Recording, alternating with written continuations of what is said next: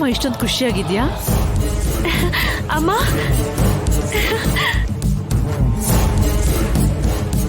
ಏನಮ್ಮ ಇಷ್ಟೊಂದು ಸಂತೋಷವಾಗಿದ್ಯಾ? ಆನಂದ ಅಲ್ಲಮ್ಮ, ಈಗ ನನ್ಗಾಗ್ತಿರೋ ಖುಷಿಗೆ ಹಬ್ಬ ಹಬ್ಬ ಮಾಡ್ಬೇಕು ಅಲ್ವೇ? ಅದೇನು ಅಂತ ನನಗೂ ಹೇಳಿದ್ರೆ ನಾನು ಸಂತೋಷ ಪಡ್ತೀನಲ್ವೇ? ಅದ್ ಹೇಳೋದಕ್ಕೆ ಅಲ್ವಮ್ಮ ಬಂದಿರೋದು. ಅಷ್ಟಕ್ಕೂ ಏನಾಯ್ತು ಅಂದ್ರೆ,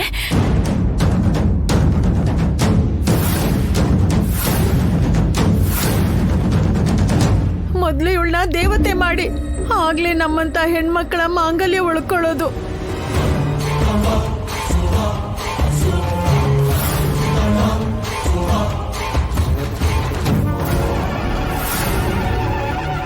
ಇದೇ ಅಮ್ಮ ನಡೆದಿದ್ದು.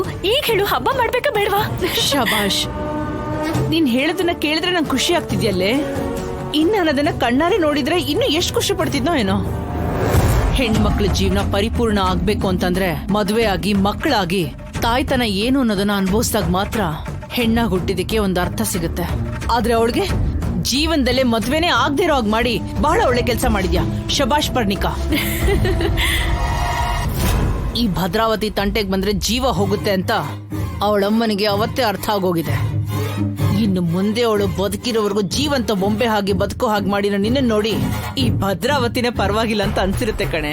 ಶಬಾಷ್ ಪರ್ಣಿಕಾ, ಶಬಾಷ್. ಬಾರಮ್ಮ, ಶತ್ರುನಾಶನ ಕಂಡರೆ.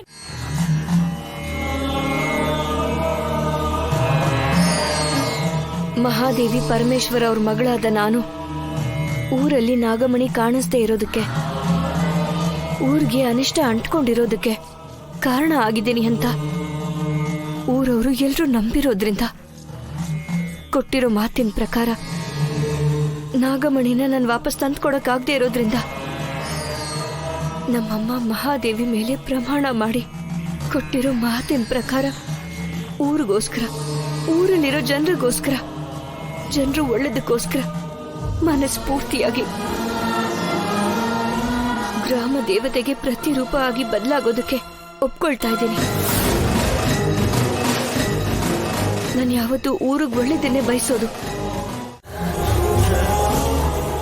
ನಾನ್ ನಾಗಮಣಿನ ತಗೊಂಡು ಹೋಗಿಲ್ಲ ಅಂದ್ರೆ ಪುಣ್ಯನ್ ಜೀವನ ನನ್ ಮುಂದೆನೆ ಒಂದೇ ಕ್ಷಣ ನಾಶ ಆಗ್ಬಿಡುತ್ತೆ. ದೇವ್ರೆ, ಪುಣ್ಯನ ಕಾಪಾಡು, ಪುಣ್ಯನ ಕಾಪಾಡು ಸ್ವಾಮಿ. ದೇವ್ರೆ, ಹೆಲ್ಪ್.